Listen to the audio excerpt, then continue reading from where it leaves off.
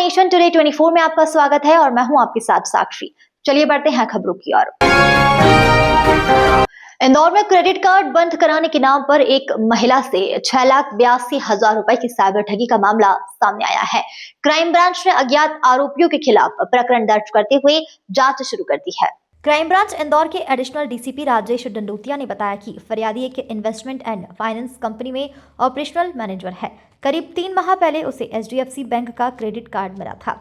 उसकी उसे आवश्यकता नहीं थी। उसी दौरान एक अनजान नंबर से कॉल आया। कॉलर ने खुद को बैंक प्रतिनिधि बताकर कार्ड बंद करने की प्रक्रिया समझाई और मोबाइल पर आए ओटीपी साझा करने को कहा। विश्वास में आकर महिला ने ओटीपी बता दिया। बाद में जांच करने पर पता चला कि उसके नाम से 6,82,000 रुपए का लोन स्वीकृत कर राशि खाते में ट्रांसफर कर दी गई है और 2 ट्रांजैक्शन के जरिए निकाली गई है। प्रारंभिक जांच में रकम उत्तर प्रदेश के बैंक खाते में ट्रांसफर होना सामने आया है। पुलिस ने नागरिकों से अपील की है कि किसी भी अनजान कॉलर को ओटीपी या बैंक जानकारी साझा न करें। ठगी की आशंका पर तुरंत 1930 हेल्पलाइन पर संपर्क करें।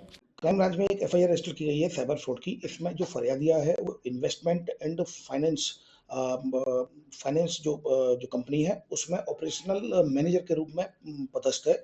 उसके द्वारा रिपोर्ट की गई कि लगभग 3 महीने पहले, घटना से लगभग 3 महीने पहले उसके पास एचडीएफसी बैंक का क्रेडिट कार्ड आया था।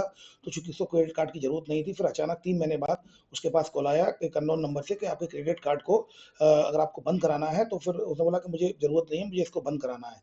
अननोन नंबर से फोन आया था, वो लगातार उससे बात करता रहा, वो जो स्कैमर था।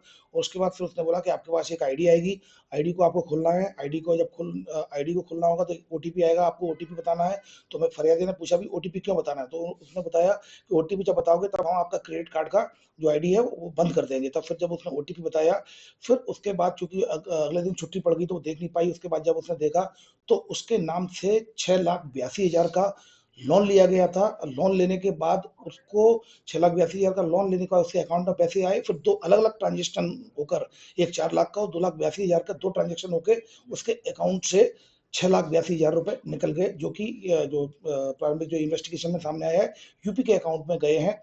फिलहाल इसमें केस रजिस्टर कर लिया गया धोखाधड़ी की विभिन्न धाराओं में। तो कुल मिलाकर क्रेडिट कार्ड को बंद कराने के नाम पर पर्सनल इन्फॉर्मेशन शेयर की गई। उस इन्फॉर्मेशन से स्कैमर्स के द्वारा लोन लिया गया फरियादिया के नाम से, और लोन लेकर फिर उसके साथ उसके अकाउंट से दूसरे मेरे अकाउंट में पैसा ट्रांसफर कर दिया गया।